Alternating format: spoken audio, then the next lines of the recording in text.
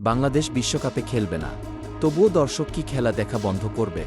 এবার আসি পূর্ণ বিশ্লেষণে। ঘটনাটা শুরু হয়েছিল মুস্তাফিজকে বাদ দেয়া থেকে এবং শেষ হলো বয়কট শব্দটা দিয়ে।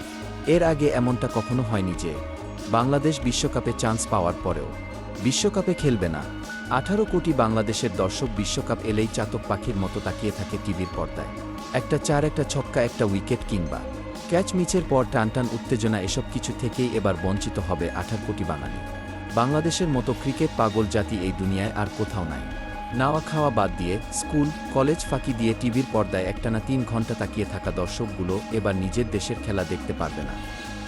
মুশফিকের কিপিং, মুস্তাফিজের আগুন ঝরানো এক ওভার, গ্যালারিতে দর্শকের বাংলাদেশ বাংলাদেশ স্লোগান এবার দেখা যাবে না।